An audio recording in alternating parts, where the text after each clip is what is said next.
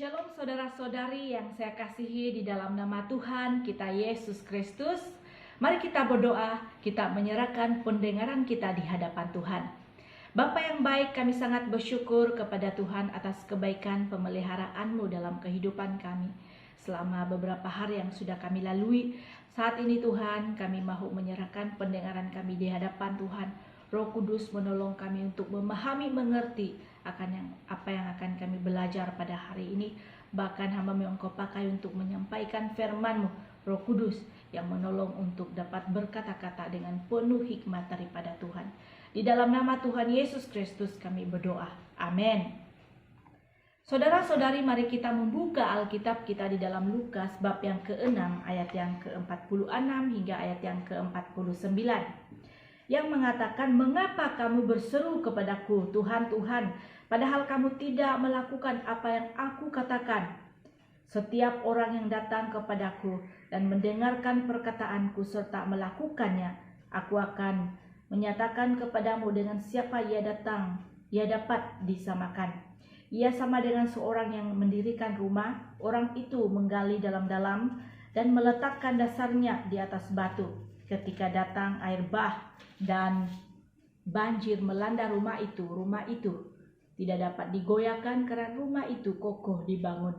Akan tetapi barang siapa mendengar perkataanku tetapi tidak melakukannya, ia sama dengan seorang yang mendirikan rumah di atas tanah tanpa dasar. Ketika banjir melandanya, rumah itu segera rubuh dan hebatlah kerusakannya." Saudari, teks pembacaan kita hari ini adalah perumpamaan Yesus dan merupakan bagian penutup dari pengajarannya kepada murid-muridnya dan orang ramai yang datang dari seluruh Yudea, dari Yerusalem, daerah pantai Tirus dan Sidon sebelum Yesus pergi ke Kapernaum dalam Lukas 7 ayat yang ke-1, di mana orang ramai yang berbondong-bondong itu mahu mereka berjumpa dengan Yesus untuk mendengar dan mahu disembuhkan dari penyakit mereka. Jadi beramai-ramailah mereka datang kepada Yesus waktu itu. Maka itu di kesempatan itu Yesus pun dia menyampaikan pengajaran beserta perumpamaan ini yang akan kita belajar pada hari ini, saudara. Tema khotbah saya hari ini ialah buah mendengar serta melakukan firman-Nya. Buah mendengar serta melakukan firman-Nya. Ayat yang ke-46 hingga 47 saya ulang lagi baca dalam pembacaan kita tadi. "Mengapa kamu berseru kepadaku, Tuhan, Tuhan, padahal kamu tidak melakukan apa yang aku katakan? Setiap orang yang datang kepadaku dan mendengarkan perkataanku serta melakukannya, aku akan menyatakan kepadamu dengan siapa ia dapat disamakan." Saudara-saudari, ayat ini adalah satu peringatan keras Yesus kepada orang-orang Kristen yang datang mendengarnya waktu itu, dan termasuk kita semua hari ini, bahwa ya, memang mendengar firman-Nya itu adalah hal yang sungguh-sungguh penting dan Tuhan inginkan itu kita lakukan. Kita harus mendengar firman-Nya karena dari pendengaran timbul iman. Di dalam Roma bab yang ke-10 ayat yang ke-17 mengatakan, "Jadi iman timbul dari pendengaran dan pendengaran oleh firman Kristus." Namun saudara, ternyata dalam Lukas 6 ayat yang ke-46 hingga 47 ini menegur kita bahwa tidak hanya cukup banyak atau tidak hanya sampai di situ, yaitu mendengar perkataannya saja, tidak hanya sampai di situ saja, tetapi kita harus melakukan perkataannya, firman-Nya. Tidak hanya cukup duduk untuk mendengar perkataan Kristus ya lewat daripada firman-Nya dalam kita mendengar. Kalau segala apa yang kita dengar itu yang kita lihat, itu yang kita terima daripada firman Tuhan itu tidak dilakukan, tidak dipraktikkan dalam kehidupan kita, yaitu bagaikan ya masuk di mana masuk telinga kanan atau keluar telinga kiri. Jadi inilah yang ditegaskan Yesus keras-keras di dalam pembacaan teks yang kita belajar pada hari ini. Jadi saya ulangi lagi, saudara, bahwa tidaklah cukup untuk sekadar mendengar perkataan Kristus. Kita harus melakukannya juga. Ya, tidaklah cukup untuk mengaku-ngaku bahwa kita ini memiliki hubungan dengannya sebagai hamba-hambanya, sebagai anak-anaknya, sebagai umat-umatnya. Kita harus dengan sedar menaatinya juga. Karena apa, saudara? Ternyata sungguh merupakan penghinaan baginya untuk memanggilnya Tuhan, Tuhan, seakan-akan kita telah sepenuhnya menaati perintahnya dan mengabdikan diri melayaninya, tetapi tidak sungguh-sungguh menjalankan kehendaknya serta melayani kepentingan-kepentingan kerajaannya. Itu yang Tuhan tegur keras untuk kita. Jadi kita hanya mengijiknya sama seperti mereka yang dengan penuh cobaan ejekan berkata, "Salam, hai Raja orang Yahudi." Jika kita terus memanggilnya Tuhan, Tuhan, tetapi berjalan mengikuti keinginan hati dan mata sendiri, tidak menaati firman-Nya, Tuhan mahu yang mengatakan, menegur, mengingatkan kita pada hari ini untuk, apa kamu memanggilku Tuhan, Tuhan dalam doa? Termasuk dalam doa, jika kamu tidak mahu menaati perintah-perintahku, itu yang Tuhan tanyakan kepada kita. Dalam Matius 7 ayat yang ke-22 hingga 23 mengatakan, pada hari terakhir banyak orang akan berseru kepadaku, Tuhan, Tuhan, bukankah kami bernubuat demi namamu dan mengusir setan demi namamu dan mengadakan banyak mukjizat demi namamu juga? Pada waktu itulah aku akan berterus terang kepada mereka dan berkata, aku tidak pernah mengenal kamu, enyalah daripadaku kamu sekalian pembuat kejahatan. Dan di dalam Filipi 4 ayat yang ke-9 mengatakan, dan apa yang telah kamu pelajari, dan apa yang telah kamu terima, dan apa yang telah kamu dengar, dan apa yang telah kamu lihat padaku, lakukanlah itu, maka Allah sumber damai sejahtera akan menyertai kamu. Maka itu saudara, mendengar dan melakukan itu harus berjalan seiring. Tidak hanya cukup untuk mau datang mendengar perkataan Kristus untuk belajar, tetapi harus sungguh-sungguh melakukan apa yang dikehendakinya sesuai dengan ketetapan-ketetapannya. Jadi sekarang saudara, persoalannya adalah apa buahnya, apa dampaknya, atau apa hasilnya orang-orang Kristen yang mendengar serta melakukan perkataan Kristus, yaitu mereka tahan bila datangnya badai. Mereka tahan bila datangnya badai. Saudara, badai tidak ada seorang manusia pun yang akan lepas dari yang namanya badai kehidupan. Ya, suka atau tidak, setiap orang pasti akan mengalaminya sesuai keadaannya masing-masing.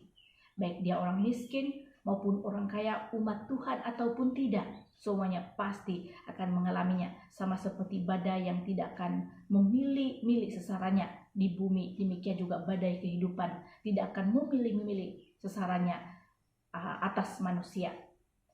Ayat yang seterusnya di dalam Lukas 6 ayat yang ke-48 mengatakan, ia sama dengan seorang yang mendirikan rumah. Orang itu menggali dalam-dalam dan meletakkan dasarnya di atas batu.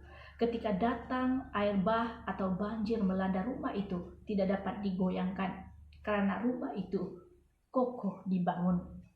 Saudara, kalau kita melihat beberapa isu mengenai kejadian badai, di mana badai seperti angin puting, beliung tanah meluncur, banjir, dan bencana alam lainnya biasanya akan sangat memberi dampak terhadap daerah yang dilaluinya. Kita dapat melihat di media sosial, yaitu daerah-daerah yang dilanda badai biasanya banyak mengalami kehancuran. Namun pernahkah kita, saudara, perhatikan baik-baik, di antara bangunan-bangunan yang hancur itu ada beberapa bangunan-bangunan yang tidak hancur juga sepenuhnya. Dalam sebuah kejadian yang terjadi di Amerika Syarikat yang pernah berlaku, ada laporan-laporan yang menceritakan bagaimana kedahsyatan badai menerjang sebuah daerah di Amerika Syarikat pada waktu itu, di mana banyak rumah dan gedung yang hancur berantakan. Namun ada juga beberapa rumah yang bertahan, tidak hancur. Rumah itu bahkan menjadi tempat berlindung penghuninya sehingga mereka selamat. Sementara saudara, rumah yang hancur itu bukan saja tidak dapat melindungi penghuninya, justru tembok-tembok rumah itulah yang menjadi pembunuh penghuninya. Lalu yang menjadi pertanyaan, kenapa ada rumah yang hancur dan kenapa pula ada yang bertahan tidak hancur? Jawabannya saudara melalui penyelidik pakar pasal pembangunan ini, pembinaan ini adalah karena rumah yang bertahan dibangun dengan dasar bangunan yang kuat. Sementara rumah yang cepat hancur itu, yang hancur berantakan itu dibangun dengan dasar yang tidak kuat dan struktur pembinaan yang bangunan yang lemah. Seperti yang dikatakan di dalam ayat yang ke-49, akan tetapi barang siapa mendengar perkataanku tetapi tidak melakukannya, ia sama dengan seorang yang mendirikan rumah di atas tanah tanpa dasar. Ketika banjir melandanya, rumah itu segera rubuh dan hebatlah kerusakannya. Jadi saudara, dalam perumpamaan mendirikan rumah di atas batu dan mendirikan rumah di atas tanah tanpa dasar ataupun pasir, sama halnya dengan keadaan kehidupan kerohanian kita. Badai kehidupan dapat berupa banyak hal seperti musibah, yaitu bencana alam, kedukaan, atau muflis, masalah keluarga, keuangan, pekerjaan, dan lain sebagainya. Orang Kristen yang dibangun di atas dasar yang kuat seperti dibangun di atas batu yang kukuh tidak akan hancur menghadapi badai. Dia adalah orang Kristen sejati, ya tetap kuat meski badai melandanya atau meski masalah datang bertubi-tubi kepadanya. Jadi kembali lagi di penerangan saya yang awal-awal itu, bahwa orang Kristen yang mendengar serta melakukan firman-Nya, mereka yang berakar di dalam Tuhan Yesus Kristus, inilah yang dimaksudkan Yesus, orang yang mendirikan rumah di atas batu. Manakala yang mendirikan rumah di atas pasir adalah mereka yang mendengar firman tetapi tidak mahu melakukannya. Dan inilah yang ditegur dan diingatkan oleh Yesus di ayat awal-awal tadi yang sudah saya jelaskan tadi. Saudara, orang yang mendirikan rumah di atas batu, yang mendengar dan melakukan firman Tuhan adalah mereka ini adalah orang-orang yang mengerjakan dengan sungguh-sungguh ibadah mereka, serta seperti orang yang menggali dalam-dalam, yang menemukan satu-satunya pengharapan mereka, yaitu melalui di dalam Kristus, sang batu yang kuat itu. Jadi maka mereka inilah orang-orang yang membekali diri untuk hari kemudian, yang bersiap-siap menghadapi hari terburuk. Dan mereka inilah hidup dengan yang dikatakan penuh bijaksana. Dalam masa pencobaan dan badai melanda, mereka akan berdiri utuh ketika orang lain meninggalkan kesetiaan mereka. Orang yang mendengar serta melakukan firman-Nya akan berdiri teguh dalam Tuhan Yesus Kristus. Hati mereka akan tetap penuh, yaitu dengan penghiburan, damai sejahtera, pengharapan, dan sukacita di tengah kesukaran yang hebat. Badai dan banjir penderitaan tidak akan mengejutkan mereka, sebab kaki mereka terpancang di atas batu yang lebih tinggi daripada badai dan banjir. Keselamatan kekal mereka telah terjamin. Mereka aman di tengah maut dan penghukuman. Saudara, orang percaya yang taat dipelihara dalam kekuatan Kristus melalui iman menuju keselamatan dan tidak akan pernah binasa. Ya, orang Kristen yang mendirikan rumahnya di atas batu, yaitu orang yang mendengar dan melakukan perkataan Kristus. Kita mendapati hidupnya tetap segar, tetap kuat di dalam Tuhan Yesus Kristus, tetap semangat di dalam Tuhan, tidak jauh dari Tuhan. Sama halnya keadaan kita waktu-waktu ini, meski sudah lama tidak dapat bersama-sama menjalankan ibadah di dalam gedung gereja, tetapi dia tetap memiliki hubungan yang intim dengan Tuhan, tetap dapat melakukan perintah Tuhan, semangat dalam ibadahnya, baik secara pribadi maupun bersama keluarga dalam rumah masing-masing dalam ibadah mereka.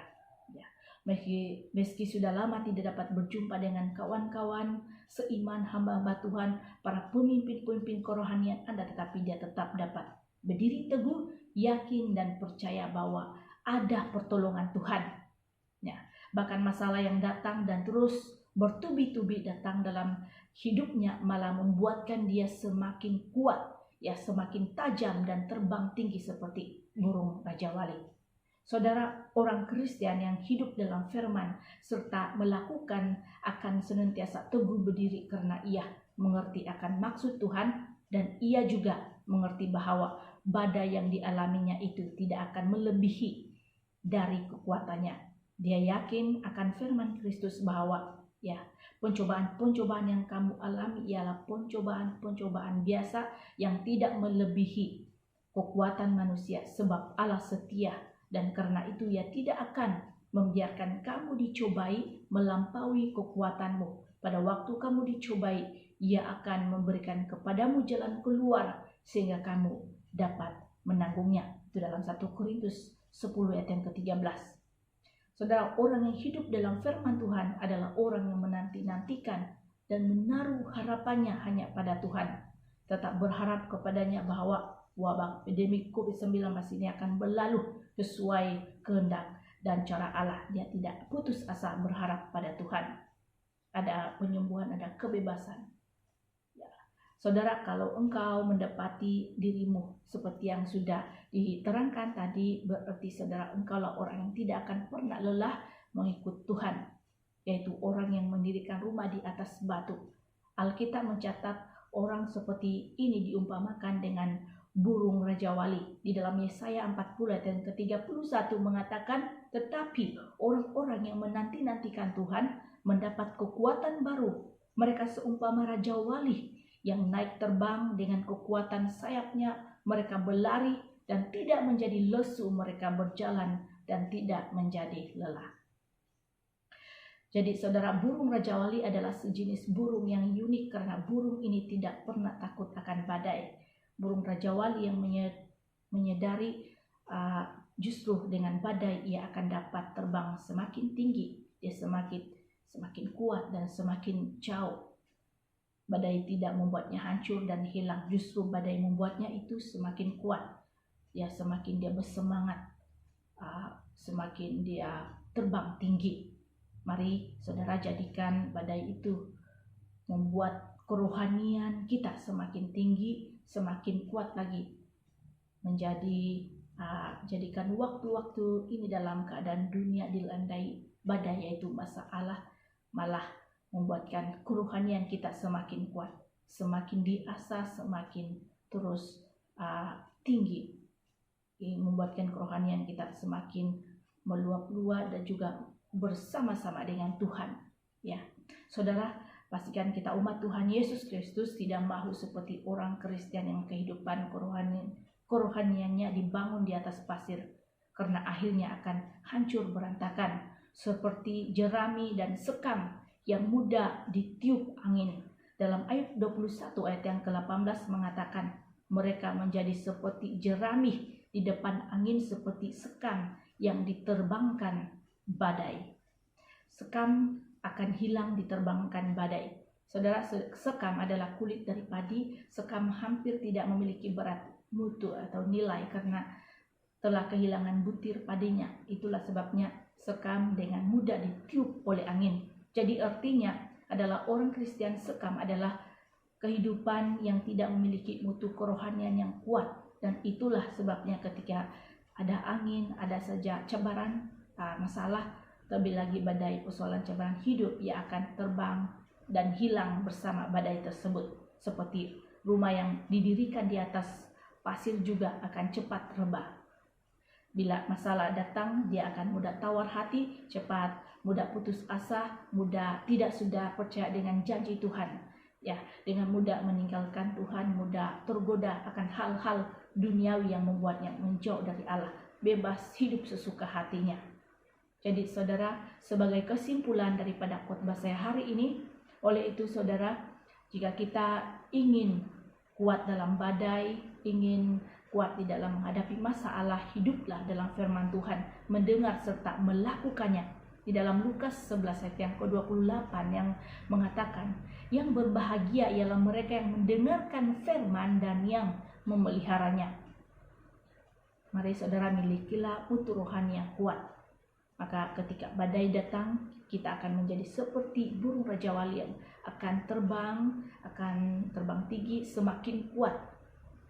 Tidak cepat menjadi lesu, tapi berjalan dengan penuh semangat, tidak mengenal lelah, tetapi tetap terus bersemangat dan tetap kuat di dalam Tuhan meski badai menghimpitnya.